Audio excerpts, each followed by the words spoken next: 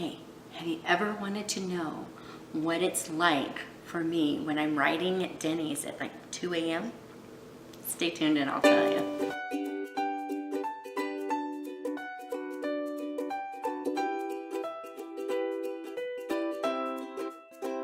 Okay, so I asked the Right Chatterings group. It's a group that I have for my readers on Facebook. It's a private group, but anyone is welcome. Just click the link in the bottom there and I'll share it with you. But I asked them, what would you like to see as far as these videos go? And one of the things that several people mentioned was they wanted to see, just some of the fun stories that I have from working at Denny's. And I've got a lot. So I thought I would share one of my favorite ones tonight because it was just unbelievable. You wouldn't believe it. It's not the night where they were throwing plates. I'll tell that one some other day, just a little teaser. But this one night I was sitting there and I'm writing away. I'm pretty sure I was working on Such a Tease, which is kind of funny. But, and these two guys came in. Now, we're a military base in the middle of the desert, and so the Germans and the Dutch and the Brits and the Aussies, they all come here often. The French are here right now.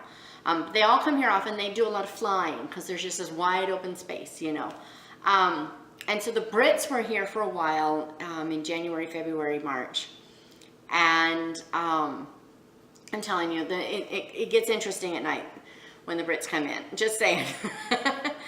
But these two guys came in really late one night. It was actually closer to 4 in the morning when they arrived.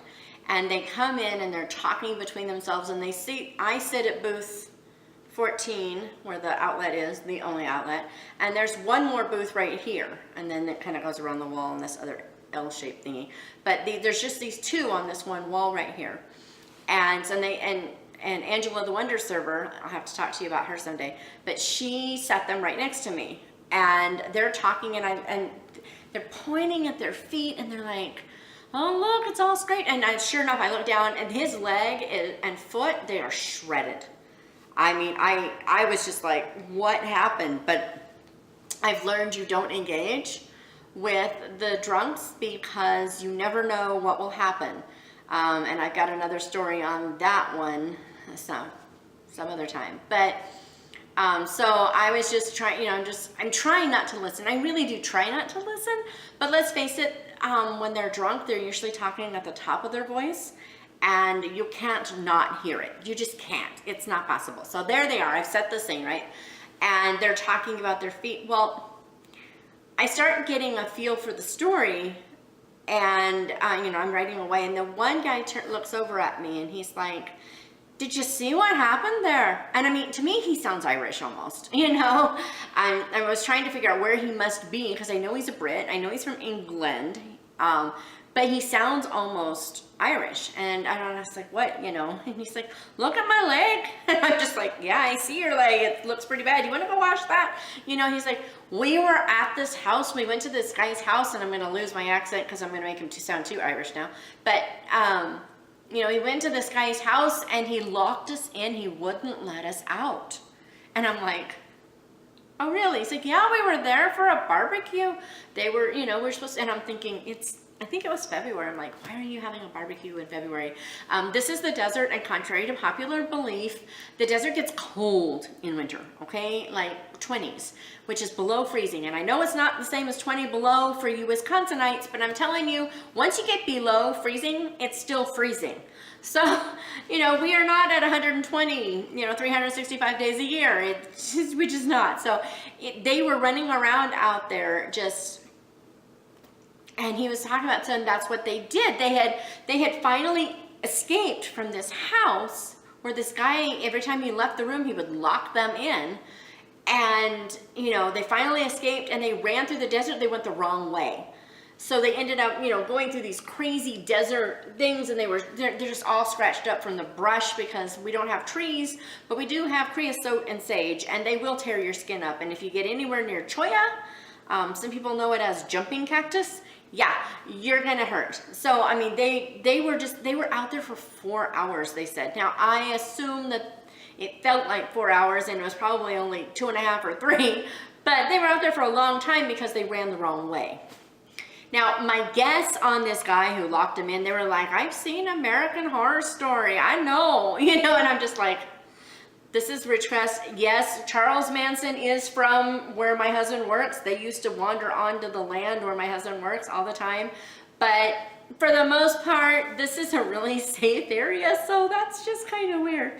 But my guess, my take on this whole thing is that these guys got hammered because they were stinking drunk hours later still.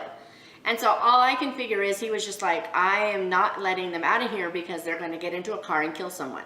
This was my guess. So they're telling this story, and I'm taking notes. I'm like, you know, this is awesome. This is totally going in a book, you know, and I'm telling him, you know, I'm taking notes here. You're going in a book. And he actually came in a few weeks later and said, have you read my book yet? And I'm like, doesn't work that way, but I do have my notes, you know. And he wanted to see them. He wanted to make sure it was really true.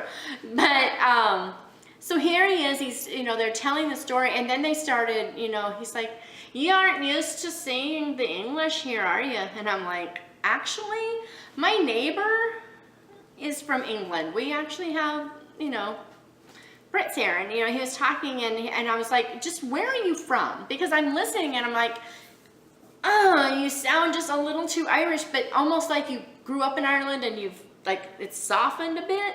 I couldn't figure it out. And he was funny. He's like, yeah, he's from Liverpool.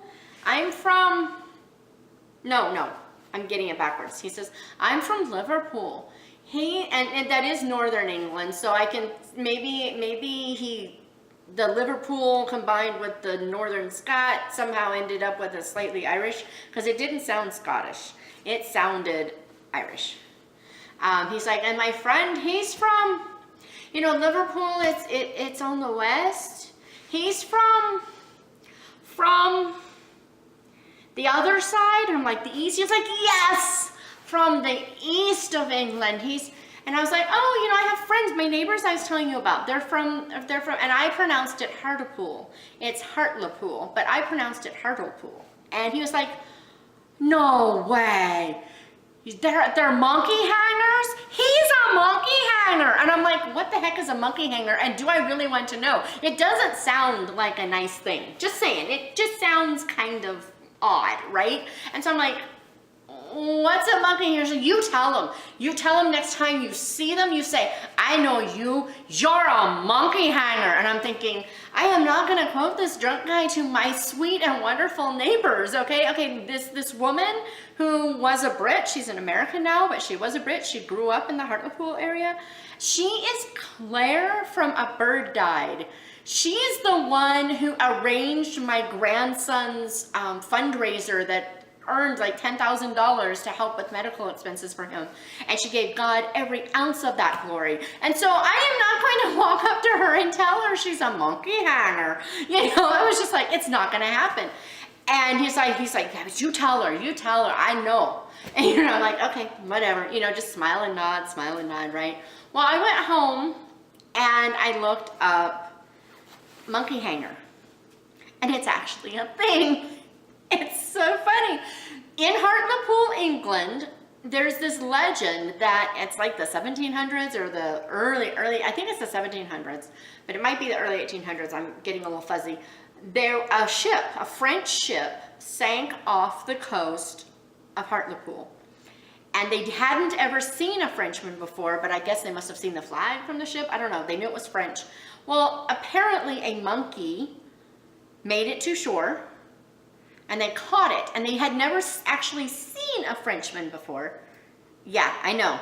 So they hung it for treason or for, you know, as a spy. I think it was as a spy. It can't be treason. They hung it as a spy because they thought it was a Frenchman. This is the legend. Well, then there are other explanations of what it is. And of course, I think the most logical thing is that they actually hung a boy, a French boy who was a powder monkey on the ship. And that makes a whole lot more sense. But yeah, the story goes, and there's actually this statue of a hanging monkey in Hartlepool.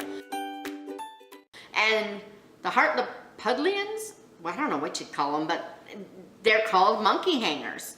or monkey hanger, you know, as he kept saying monkey hanger. It was so funny. And there are certain jokes or slurs that you can use in reference to monkeys there, that if an officer, according to the research I did, I have no idea if it's true, but supposedly an officer hears you use this particular phrase, and you will be fined there on the spot. There are certain movies and certain things that don't get to come in because of certain references in them. It was so weird. And so I was telling my friend Lynn about it. I'm like, yes, apparently you're a monkey hanger. And she's like, I was not born there. I was transplanted there.